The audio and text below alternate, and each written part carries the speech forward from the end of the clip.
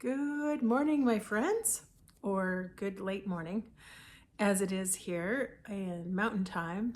It's already after 10, and so I had to reheat my coffee so we could have a coffee chat.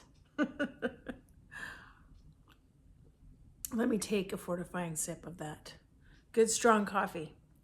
Well, I've been waiting all morning. Well, not really waiting, but I've been waiting for the inspiration to strike me, waiting for the desire to make a video. And is there in the back of my mind, but I just couldn't find any spark today. And I realized that if I just kept waiting for it, I would be not making a video today. So, do you ever find that? I mean, every day, right? You just have to do things that just show up, just do the things. And sometimes the feeling comes afterwards, right? The joy, the inspiration, or while you're doing it, right? So today I thought I'd bring you into my living room again. It's a really warm day here, even though there's still snow outside, and talk about a few things. And interestingly, a lot of the things all seem to be kind of connected. Things like money, things like kids leaving home and missing them, motivation, meaningful work, all these things. And the first thing that struck me this morning as I was getting ready to work out, which I do every morning, some kind of workout, I thought, man, it would be so nice to push this back a bit. Maybe I should make the video first and then work out. Maybe I should, a bunch of things came to mind. And I thought, no, because every time I say I'm going to do my workout later, inevitably it does not happen. And I'm sure you can relate to that. There's something about, laying out the mat, hauling the weights into the living room that is like, it just feels so disruptive to the day. So I was thinking about how important it is to get the important things done first. I said importance twice there. That's okay. As an English teacher, I'm constantly looking for repetition. And in students' writing, often they'll use the same word over and over and over again. And so I've really trained myself to recognize when I'm using the same word. But that is boring. So let's not talk about that. What I wanted to talk about is how important it is to do the important things first. And like working out, like things that are your priority. So if it is your top priority to say, get up and make a YouTube video, or if it's your top priority to, there's a relationship that you are really trying to speak into or lean into or help out with, something like that, it's so important to make that the focus and the priority, because as we all know, the whole day can so easily be filled up with not important things that they're fine and they might seem kind of urgent, but in the, when you look back, you're like, why did I spend so much time doing that? And I think for people pleasing type, personalities like me, I can easily just answer my texts, answer my phone, answer my email, and just fill my whole day with kind of the stress of reacting to others, right? Or, I hope that nobody ever watches my videos when they should be doing something else or listens to them. I hate to say that, right? Because we all think, oh, we want people to watch our videos. But I want you to do what's the most important, most essential, most, prioritize the thing that you want to do. So sometimes it means, oh, somebody posted a video, I want to watch it right now, but it's not. It will kind of take the place of something else really important, right? So anyway, that's what I was thinking about today. And the other thing I've been thinking about a lot, and just dealing with kind of the silence, and sometimes I get these waves of kind of this sad feeling, and I have struggled with depression in my life at different times, and so I'm kind of aware of when those waves of, it's kind of like a mix of panic and hopelessness and nothingness, and it just kind of hits you right in the chest, right? And for me, I think it's coming from my whole psyche, my whole body, my whole nervous system has just been wired to care for, nurture my kids. And it's really hard knowing that they, I don't know, that not that they don't need me, but it's not like the focus of my life anymore. And so it's like I have all these horses, at the gate, right? Just raring to go. And there's nowhere for them to go. There's no race, right? Or I don't know, there's all kinds of metaphors I could use, but just dealing with trying to have a meaningful life when I'm not checking, helping with my kids all the time, right? And trying to calm my brain down a little bit and realize that I don't have to be vigilant 24 hours a day anymore. I still feel like I do, but I don't have to. And I'm sure, that's a lot to unpack. And if you've had kids leave home and move on with their lives, I'm sure you can relate. And my kids have kind of left home, come back, left home, come back. I've kind of had, it's kind of been a bit of a more gradual transition, I guess. But I'm really sensing it now that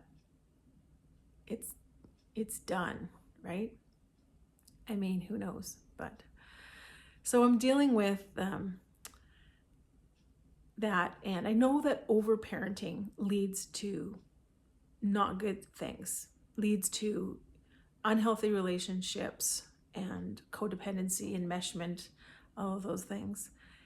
And I don't want to be that at all.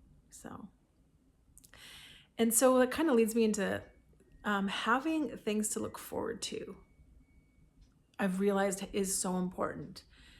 And we're planning a little trip, my hubby and I, here soon for Easter.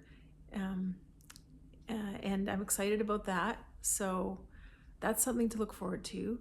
And I'm thinking even like more long-term, right? Long-term and short-term. What am I looking forward to?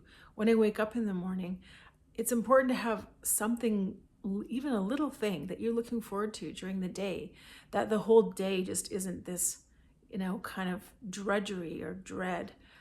And planning some bright spots.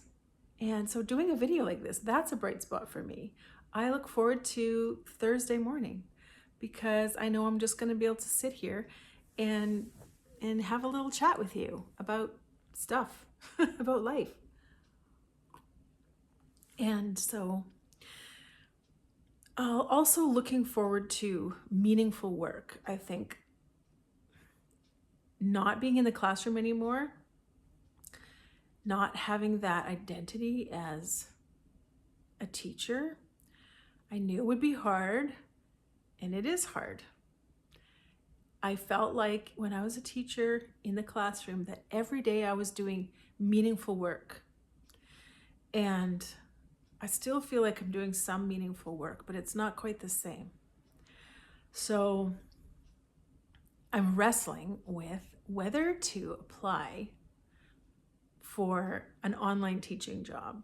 So I've been thinking about this for a while, and so I'm just going to grab my little list here off the stand. Been thinking for a while about whether I should get back into more teaching.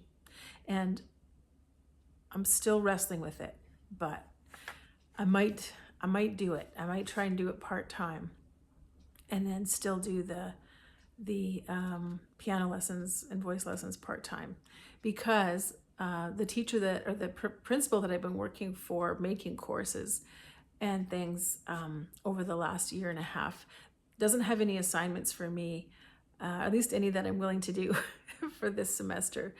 And so I'm thinking, well, what I'd really love to do is have my own business. I would love to have my courses online, teach online, but the thing with teaching is it's not really something in the school system. You can't just do it independently, even if you have a teaching degree, right? You have to be associated with some kind of actual accredited school. So I get that. But in the back of my mind, I wish there was a way I could do it myself.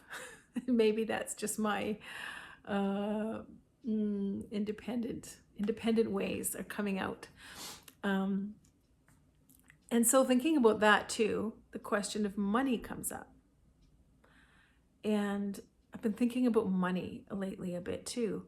How when we have a lot of it, you know, people that I see, I've never had a lot of it, but I guess it's all relative. Having a lot of money can make you focus on money, and having a little money can make you focus on money. It just seems like if the desire, the pull to get more money or to worry about your money is a central part of your life, it kind of dictates everything else. And I've seen it suck the joy out of people's lives, right?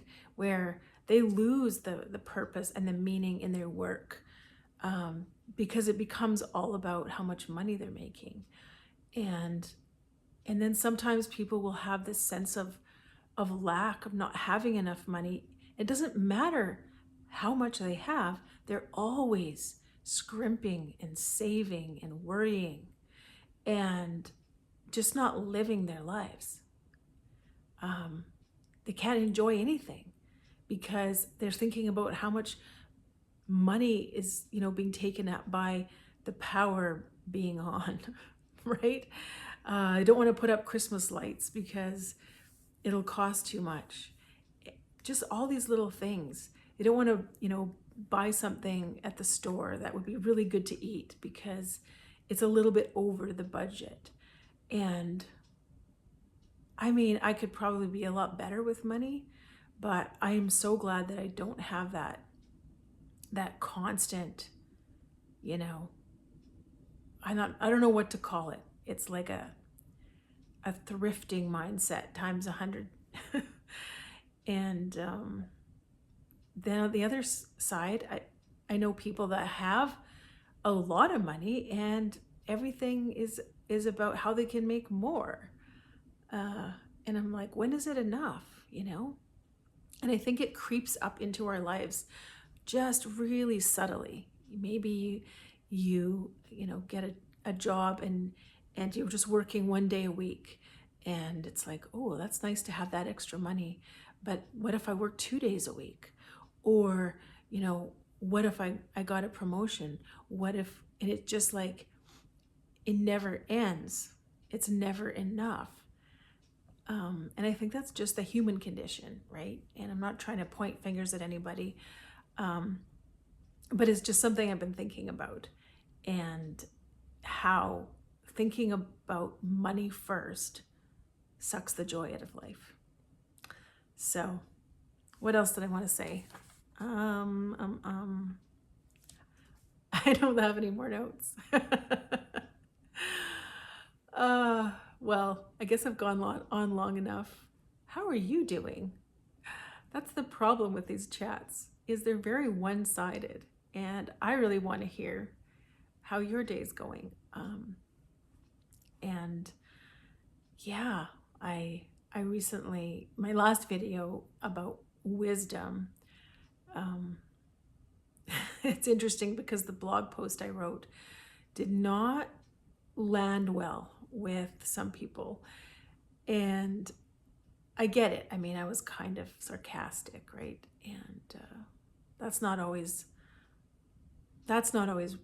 wise, but I had fun. My online friend, YouTube friend Rhonda, she talked about it on her live yesterday, and that was really fun, just to hear other people's perspective on it. So, well, I think that's it for today. Missing my kids, thinking about things to look forward to, possibilities for the future, and yeah, putting the most important things first. So maybe we'll close with that. What is something that you really value, that's really important to you, that you might be kind of relegating to second, third, or fourth place? I think that's a good thing to consider, once in a while. And I need to too, but hey, every day is a brand new day with no mistakes in it, right? Like Anne Shirley said. Well, I hope you have a great rest of your day. Thanks for stopping in to chat with me. I hope you had fun, had a coffee, had a tea, maybe listen to me in the background while you're doing your laundry or washing your dishes. And I'll talk to you again really soon. Bye.